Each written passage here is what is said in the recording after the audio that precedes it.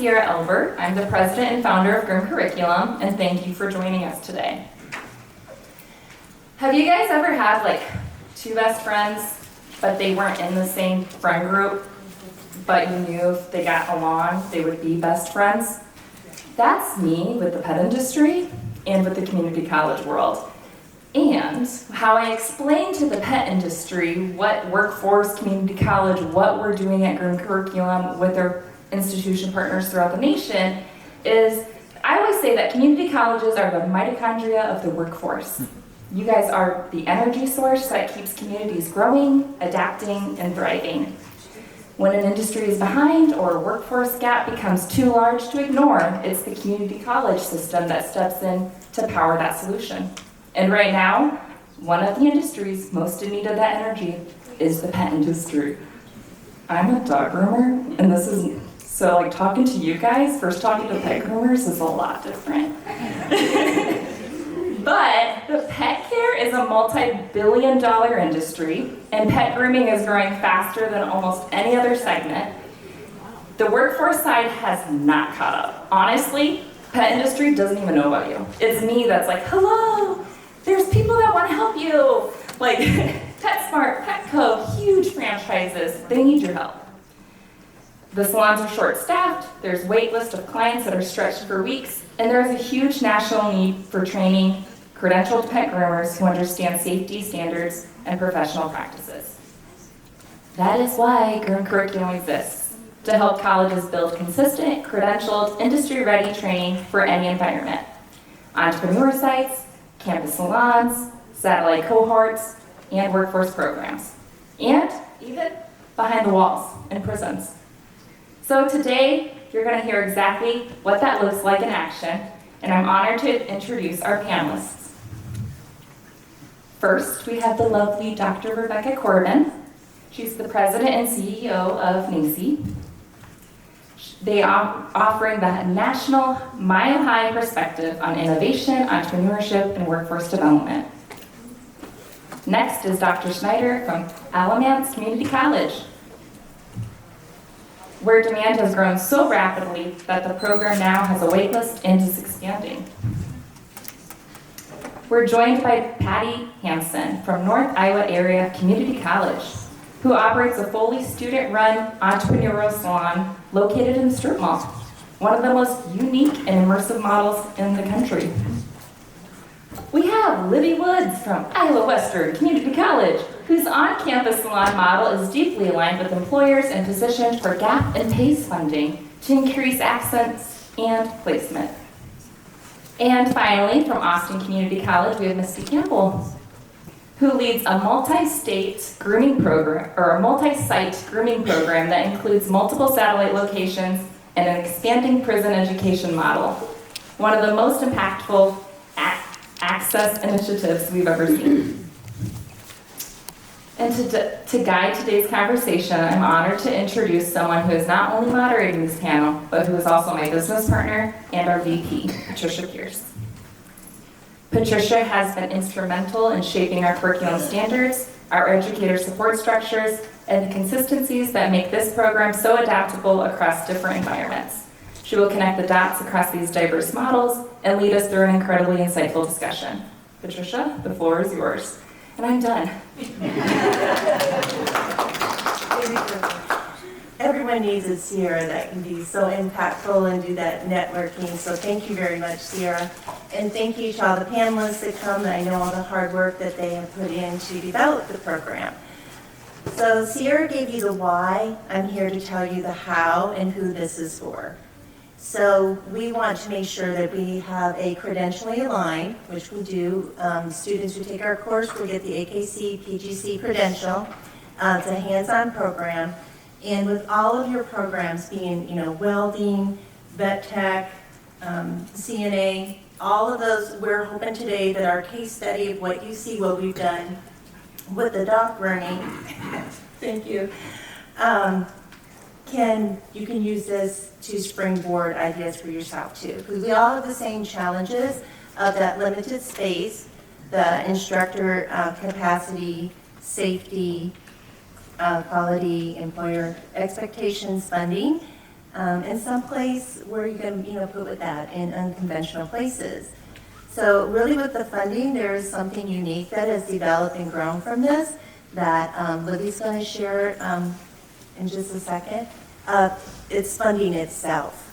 So it's a program that you put on and it pays to run itself. So grooming is the perfect example to do this, and we are going to hear now from Becky. She's going to give us that nationwide view of how this program would meet those challenges. All right, well, good afternoon, everyone. It's great to see everyone here after lunch. I'm really happy to be here. For those of you that I have had an opportunity to know, it's great to see you again. For anybody who may not know about the National Association for Community College Entrepreneurship, we are a resource-rich organization, which I'll tell you a little bit about that later. But I want to share just sort of a high-level view of entrepreneurship, because if I asked you, what do you think about entrepreneurship, you'd probably think it's business creation, which is 100% true. But it's so much more than that. It is entrepreneurial mindset is really that growth mindset, cross-disciplinary in many ways, and it's really taking innovative action. So as a national organization of 350 colleges, we try to look at best practice examples that are everyday businesses that can help students really achieve that entrepreneurial mindset, but also can do something that is really impactful in a community. And so when we learned about Groom Curriculum and this was established, we really saw this as a national model, because you might be reading a lot about the growth of small businesses. We saw that during the pandemic. A lot of people were stuck at home and they started to really create this. So as a national movement, we really look at this as an opportunity for all of you who are educators to really reach into that wave of entrepreneurship, but align with something that is industry tested, has some value to it. I just wanted to mention briefly, Sierra that began the session talked about the $8 billion market for pet grooming. And I think what's interesting and the way we see entrepreneurship is you want to really encourage students and business owners to lean into things that are growing, to be very future-looking.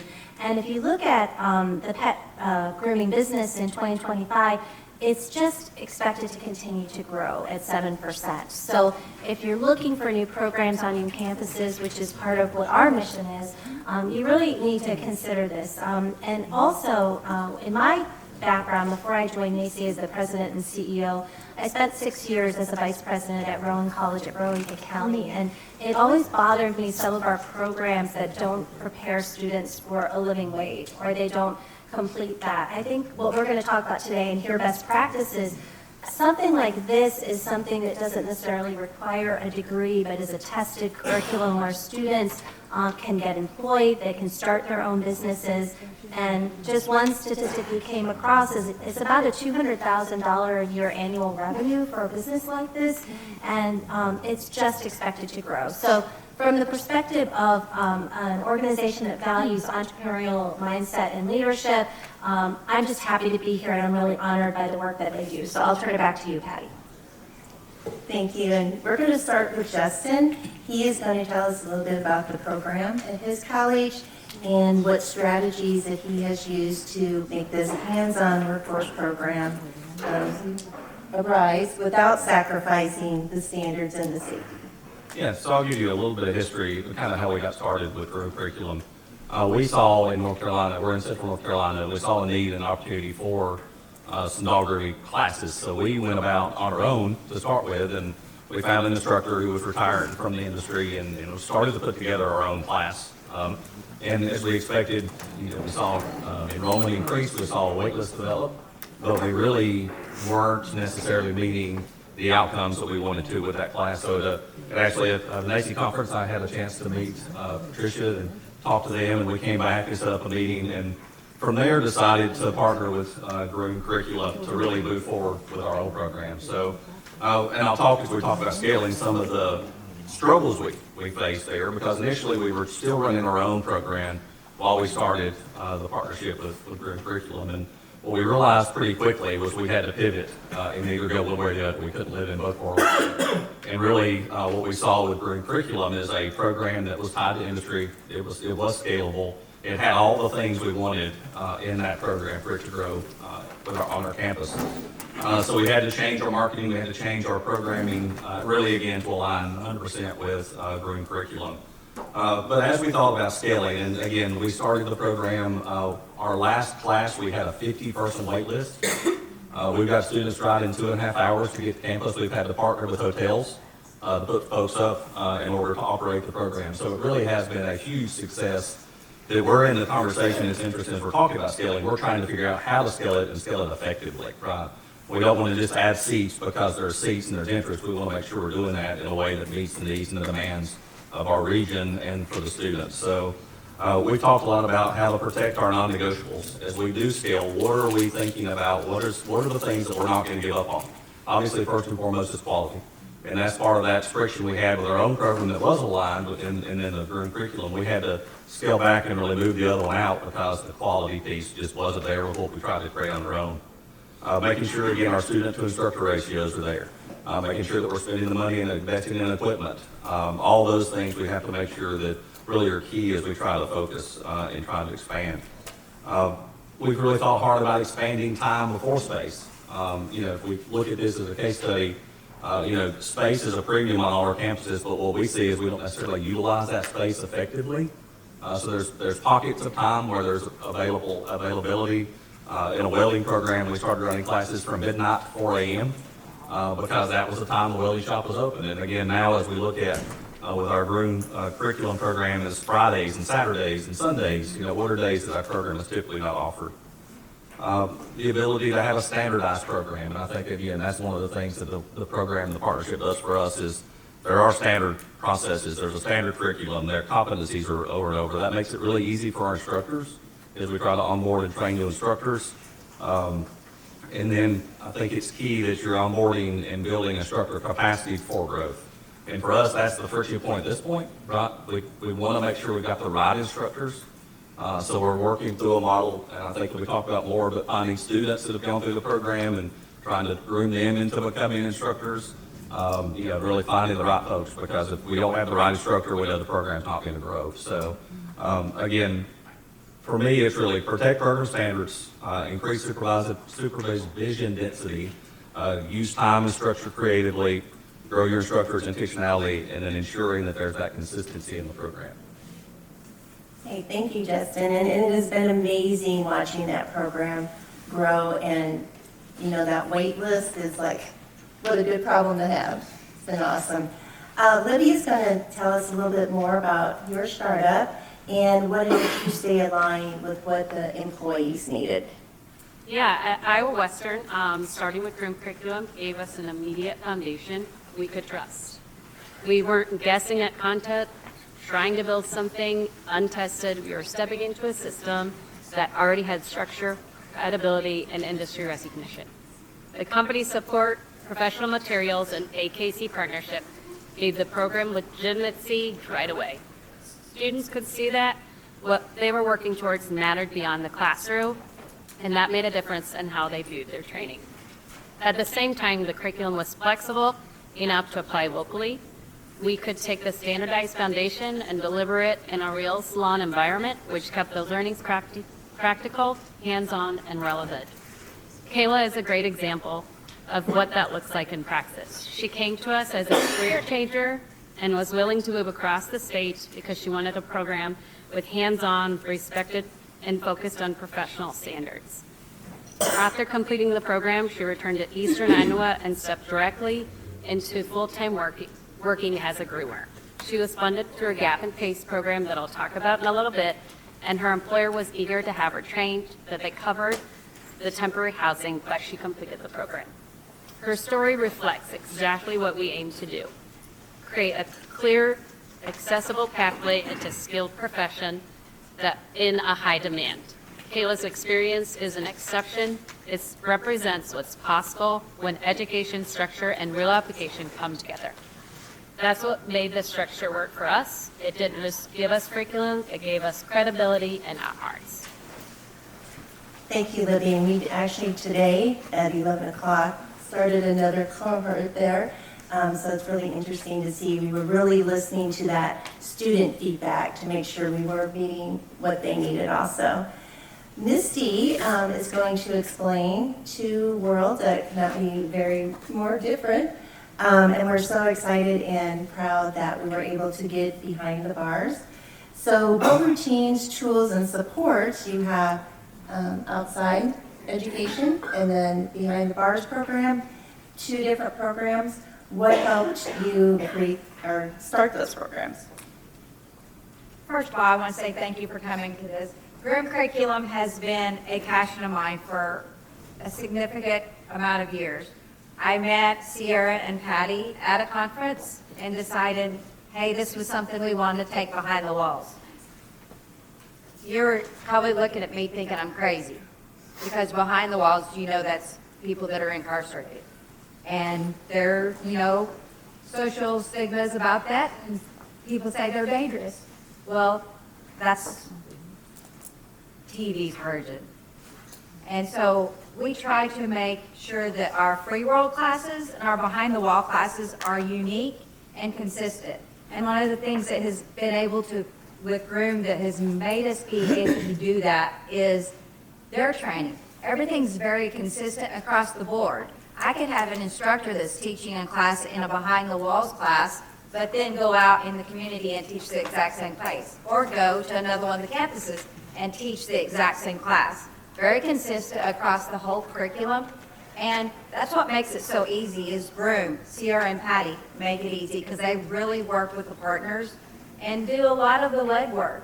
So it's really, it's been an honor for me to be able to set up all these different classes. All my classes are satellite locations done in the community or behind the walls.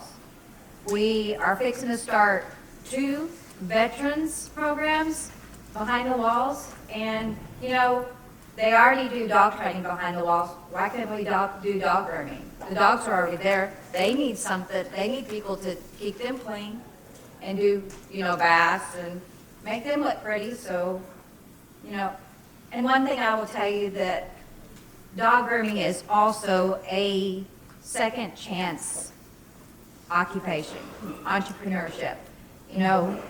Social stigmas against those people that are formerly incarcerated or justice impacted, as we like to say. They are looked at different in a lot of different ways, and it's a lot harder for them to get some of the traditional jobs. And this you won't ever see judgment passed on you. So like I have a welding instructor that told me one time, it used to be a requirement to be a felon to be a welder.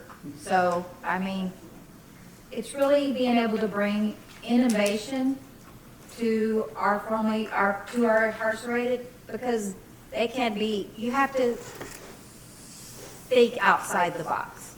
So that's about how we bring it together. And I also want to point out the fact that whenever you move to different locations or wherever you are presenting the program, really think of that audience, your students. So we did have to make some adjustments. We created a workbook and a textbook for the people in the jail system that were doing it in order to have terminology at a level that was maybe easier to understand or more repetition. So we did adjust the curriculum to match the needs of the student. Patty, would you go ahead and explain why starting this comprehensive curriculum empowers ways it wouldn't have been possible otherwise?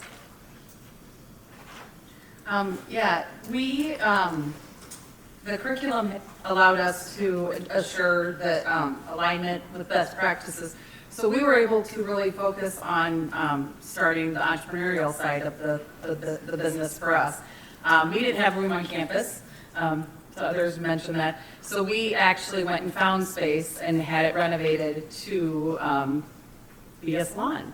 And we have a great landlord who did a phenomenal job, as you saw in the pictures. But it has also allowed us to take, we have a Papa John Entrepreneurial Center at NIAC. We're one of the only community colleges that has that. So we partnered with them to create also an entrepreneurial curriculum that the students also do. And they are able to then run the business as well as doing the grooming. The curriculum ensured us that there was a high level of quality and training and credibility and reputation. So we could really focus while we were renovating a space on the marketing and getting students, because we are in a very rural area. And so that's been a challenge for us. But the students are enjoying the real world business experience that they get, and it's really tailored to meet our market needs. Thank you very much. And we're going to conclude this round with Becky again, talking about the standards and quality and how these programs in these different settings do have to be flexible. So if you could give us more information on that about workforce data and outcomes. Right, and I think the timing of that question is really good. That's a lot of the conversation we've been having here at WDI, is really looking at what is the impact of a program like this, and how can you assess the rigor of it? And I think as workforce is changing with all of us gathering here, it's going to continue to be more important to do that. And you've heard firsthand from some of the folks here that have actually used the curriculum. So I think really thinking through as educators, we're trying to make sure that the information is delivered in a way that the student can understand it. So as was just mentioned, in certain populations, you have to deliver that a little bit differently, whether instead of versus, everything being online. Obviously, if you're inside of an institution, you can't take a computer in there. You're more limited in terms of what you can do. One of the things that my colleagues and I like so much about Groom Curriculum is really sort of the founders and the team's commitment to the rigor of it, and also to customize it, if you will, to populations to make it work. I can tell you from a national perspective, on work, I think one of the reasons that entrepreneurship works so well is that it has that ability to kind of be adapted based on the community.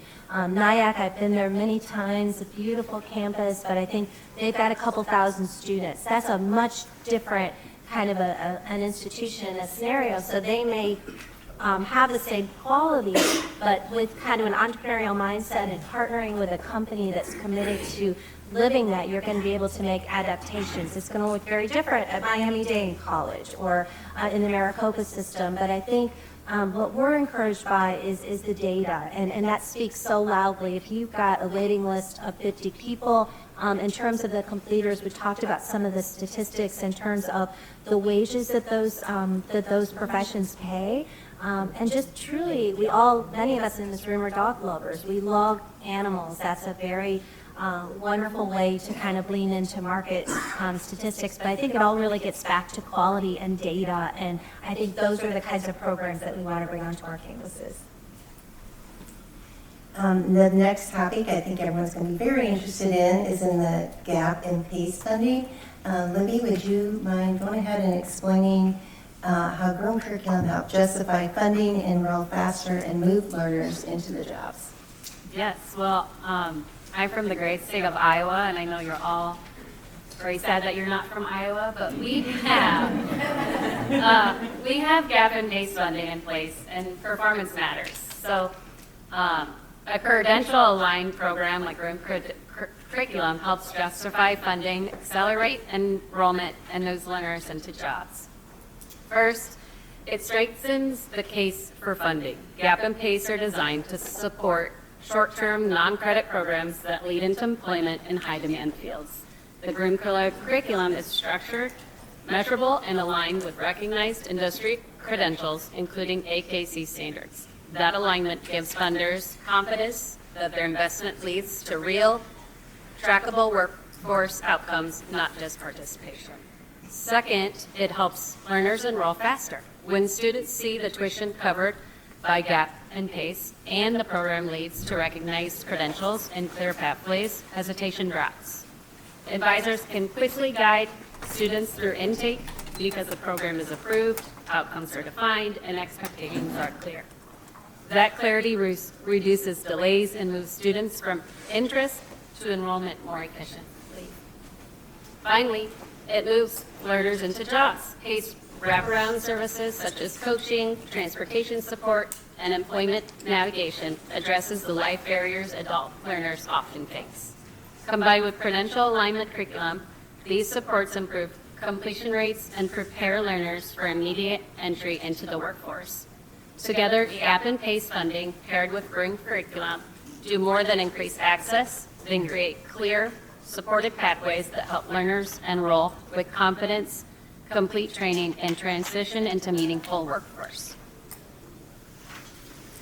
Next, we're going to hear a little bit more from Misty about how their early outcomes and a learner story that can highlight that impact. Gonna make it cry. No. So access to the program with Groom Curriculum, they're really, they build it on the demographics of our students, like the LMS system, which in Free World is online. Well, in the prison, it's pen and paper. So, they really build it towards your demographic of your students. Actually, we are working on a Spanish-speaking dog grooming class for, our Spanish-speaking population that is in the Austin, Travis County, Central Texas area. So they will really, work with you on matching these students and your campuses or salons or, behind-the-wall programs, what your demographics are for your students. Early outcomes. So about 6 months ago, I had a young lady that contacted me and seen the dog grooming class on our website. Alita came to me and met me. She wrote me a very impactful story. She was adopted from Russia when she was 2 and her little sister was 1, to a family that to a father that sexually molested them girls for many years. And finally, her dad was convicted, foster dad, was convicted and sent to prison. But during all this, she became an addict and also a victim of being sexual trafficked. Spent 30 plus years in the system of being trafficked sexually. And she is actually living in a safe home for women that are victims of being sexual trafficked. And she thought, I know dogs are therapeutic. And I'm having a roadblock with my healing. And she says, I really think that this can push me over that roadblock and get me started in the right path. Well, it did for me, because we couldn't find the funding to pay for her scholarship, to pay for her training. So I stuck her in the program and said, what the heck, I'm going to take a leap of faith. And she took the program for free and is doing very well. She is actually in a career that is working in a salon until she finishes up her program. She is a pet bather, and then she will go into being a full-time groomer. I've spent many hours with Alina on the phone, in our group chat. She is probably the most engaged student I have ever seen. But I've also seen the transition of being able to go through this program.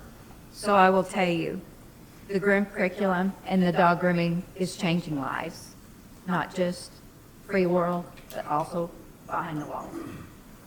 And I think that where the community colleges step in, there's so many more hidden stories like that really helping people get out of situations they're in and into a job that's going to make an income that can sustain them is wonderful. So, Justin, would you go ahead and tell us a little bit more about how your program stays open to the non-traditional, underserved, and brand new to the field students? Yeah, of course. So again, the struggle that we face, again, as we say, is capacity. So we're trying to fit lots of students with lots of interest, into a program that we don't have a lot of seats. So we want to make sure that that when the students get into the program, they're able to persist and complete, right? It's always heartbreaking when a student doesn't complete, but it's even more so when there's 50 people on the list that lives could have changed as well had they been able to get in that class. So it's really important that we're kind of vetting and working with our students, both traditional, non-traditional, underserved, to make sure they understand what they're getting into, and they understand the time commitment, they understand the quality of the program and the rigor of the program. So we do a lot of different things. We have, not only with Groom Curriculum, but also with other programs, really a boot camp experience, where we bring students in, allow them to see, without enrolling, kind of what that class may look like. So let them come in, let them try it, let them get their hands on, understand what they're getting into. Again, making sure that they're going in with their eyes wide open into that program. We do a lot of exposure with events like Girls Take Over Tech, and we'll bring the programs in and really focus and highlight the programs in that group, and that's really focused towards middle school and high schoolers that are coming in as well. But a population that we've been really successful with is our IDD population, or individuals with intellectual and developmental disabilities. We have a career college program where they go through an animal care pathway. That's a 2-year pathway. They're learning basic animal handling. They're learning how to work in that program. But what we've been able to do is also bring them in, allow them to shadow the students in the curriculum, Groom Curriculum program. So they're not a part of the program yet, but they're able to see what it looks like. They're able to be in as the students are grooming. They're able to just kind of stand from afar and watch and understand and begin to learn, what's involved. And with that, we do have some students that slowly begin to determine that this is something they want to do, and will sign up for the course. We've also been able to really partner. We started a veterinary technology program, and we've now got students that are doing the Groom Curriculum in conjunction with our vet tech program. So really trying to pull and partner the two different programs together. Also, though, as we think about trying to make sure that we're opening the doors is, we mentioned funding. It's important that we're not funding just tuition, but we're funding time. So how are we providing supports outside of just the cost of the program? For the students, they're coming to us, they're with us 3 days a week, all day, from 9 to 4. And again, many of them are driving an hour and a half to get to us. So this is a large time commitment in that period of time. So we've got to make sure they've got supports. What are their emergency funds that we have? How are we providing all the tools that we can so they're not having to provide extra costs that they didn't realize when they signed up for the class? One of the things that we've done that I'm really excited about is we've started paying for their certification exam. So every student that's been through our program, we've got 100% successful completion, and I'm sure that that's the norm if you look across the group here. But we saw that with the first class and said, okay, we're going to commit to our students. If you successfully complete, we're going to step up. We're going to fund out of our foundation the cost for you to get that certification, because that's that step to get you into the industry and begin to make a living. So again, thinking about funding not just as a tuition and then you leave them on their own, we've got to support them beyond that. And then again, one of the things we talked about is we've got a built-in curriculum. It's great for our instructors. But what our instructors don't understand at times is how to deal with our students that are coming from those backgrounds. So because of the support that's given from Groom Curriculum, we can focus on the training at the college on that support services. We don't have to worry about the material. We don't have to worry about them taking time to develop all that information. We can focus on how do you support the students that need additional help, and how do we make sure that they sustain and get through that program successfully so they can go past that certification exam and get into the industry. So again, it's a combination of things that we're trying to do to make sure that we're meeting the needs of all of our students in that process. And the exciting thing also at college is now that they have such a baseline, our motto is choose your star, learn. So we're promoting the other courses that are offered there. Their interest, now they know they can take a class, they know they have the study skills, they know how to be successful. So they are coming back for additional grooming lessons because it's endless of the different topics you can learn and go further in depth. So when they take the AKC, PGC in 5 years, there's continuing education credits that they have to earn. So they're coming back to the college to do that, and again, to also join in other classes. And so Patty, this kind of really circles around to that. We have with us today Kylie, if you'll stand up. This was one of Sierra's students, and the whole process of going from student to a professional groomer to now the grooming instructor, and that program is continuing to grow with that. So, yeah. Patty, if you could tell us a little bit more about that, please. Yeah, so we were very lucky to be able to hire Mikaylee, who is one of the most amazing instructors and program managers for us. She runs the business and the grooming program. But she was Sierra's student, as Patty mentioned. And now we are actually getting ready, and I think it just passed HR. So we have hired one of Mikaylee's students to expand our program a little bit. We, in our rural area, our students are needing a little bit more groom time. So we are creating 3 levels of internship with 2 paths. One kind of like a pre-incubator for somebody that wants to be on the entrepreneurship track, and a track of internships for individuals that want to go work at a salon. And this individual is going to be supervising those interns. It's also going to allow us to expand our grooming hours because Mikaylee does such a great job. We are in high demand for grooming, and when we have to base around all of the students in the daytime schedule, it does eliminate some of the individuals that want to come to us. So we'll be expanding our grooming hours into the evening and on Saturdays with the new instructor supervising those. One another amazing thing with that is how do you pay for your instructor? Well, it's paying for itself because they have the grooming salon that's bringing in the income.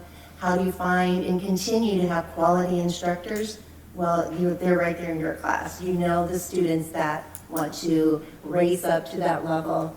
So it then becomes, ongoing. You don't have to always face those challenges of how do you get a qualified instructor that's going to continue your program. Becky, if you would like to circle up this topic and give us your insight from your point of view. Yeah, I know. There's nothing better than hearing from the people on the ground that are doing it, and congratulations to you. It just strikes us when we look nationally at some of the challenges that you all know about workforce-wise. How do you pay for things? How do you get qualified, passionate employees? Embarking on a path like this can help you do all of those things, and it can also lead over to other places in the college. And I think one important point, and we've been advocating for this on NACCE's standpoint, is we always use the words, there's always a way. And I think at community colleges, sometimes partnerships with your foundations can be that way, because foundations typically on colleges are 501c3s, they're separate. Sometimes you don't even need a lot of money. You need just a little bit. If the students need gas money, if they need a little bit of money for equipment. I can tell you, I used to run the college foundation on my campus, and our board were entrepreneurs. Essentially, many of them didn't even have traditional college degrees, but they had a passion for students. So I think sort of circling back from a national perspective, you can hear the stories and some of the things and think of ourselves as problem solvers, because believe me, the college presidents in the room, they know about all of the problems, the lack of funding, the lack of instructors, all of this, but you can kind of use something like this as a case study for how things can be done. And if you're looking right now in a network of people and just knowing these people, there are people that you can call on, take what they've done, adapt it to your own community. And I'm going to always have to be at the end, and then I get to start the next round here. So how does this workforce innovation is usually centered around technology and manufacturing.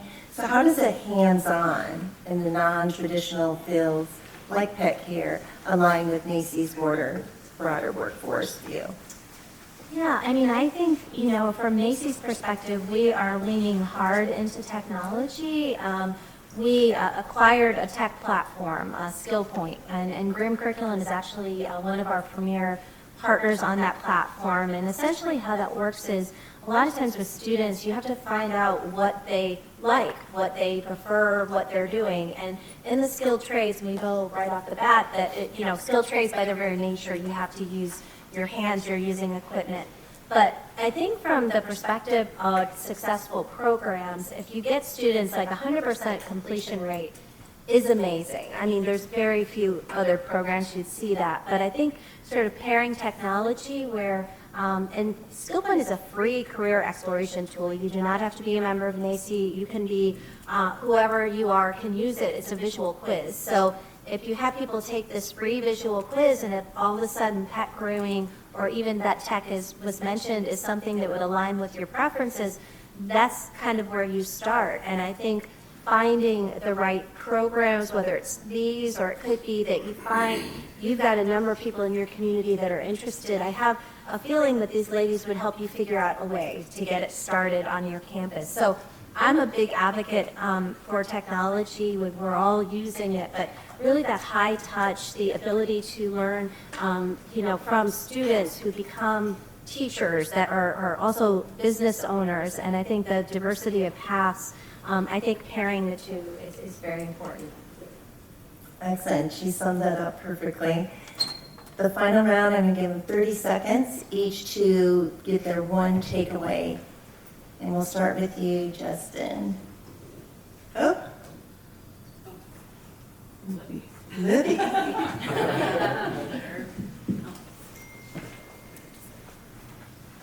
Yeah, Nancy. Yeah, I got it. 25 seconds. Libby, in 30 seconds, what is your takeaway? What do you want everyone to know here? What's your one key advice? Groom Curriculum provides a proven structure, professional materials, company support, and recognized credentials, including AKC alignment right away. That allows colleges to focus on delivering quality hands-on training instead of reinventing curriculum. It lowers risk, speeds up launch, and creates a sustainable pathway for students and institutions. Thank you. Okay, 30 seconds now. Justin. All right, so I could say ditto, but no, I think if we looked back and we did this again, as I said, we started on our own. I would choose to start with curriculum first, right? And I think we've learned that lesson. Coming from someone who's designed curriculums, we thought like we don't want to lean on someone else, we can do this ourselves. But we've learned that this works. It helps us launch faster without sacrificing safety or standards. It protects our instructor bandwidth. And it's allowed us to scale intentionally instead of reactively. So for me, I think a proven system gives us the infrastructure to scale, but really allows our faculty to focus on what matters most: student safety and skill mastery, and getting our students to employment. Thank you. All right. Misty. So, what can I say of this Groom Curriculum? 200 hours hands-on. There's not another one like it. Because to get my college on board with purchasing the curriculum, I had to find quotes from other companies that was doing the exact same thing Groom was. You can't find them. Where's the best? Yeah, you can't find them. Someone that's doing actual 200 hands-on training. So, and I mean, proven point, I think all of us up here have a 100 percentile success rate on passing the test the first time. More than that is proven. You know, it speaks for itself. Give her another 30 seconds. All right. Patty. I think in addition to everything that these things have said, because it could echo for me as well, just the built-in support for the instructors and the training and teaching materials, that's a big lift off the instructor having to do that. And then just the scalability and flexibility. Us being very rural, we've had to make some changes and do different things on how we offer the classes, and they've supported us through all of those changes. Yes, I would like a round of applause for our panelists.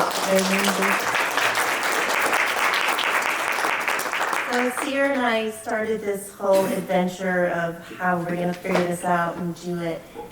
Some of the outcomes that were amazing to us that we were not expecting was the connections now from all different states. So if you're the grooming school there in Arizona, Iowa, Texas, everyone's getting on and we're all talking together about, hey, what are the most efficient ways to get these people ready for their career? Everyone's making those connections. You're not isolated.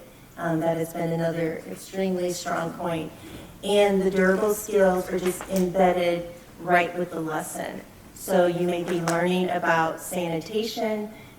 There's also then like what is a job skill involved with that, and positive growth mindset journaling. So we do try to look at the whole picture. Everyone comes from different backgrounds, everyone has different learning styles, and then support for out-of-the-box thinkers at the college.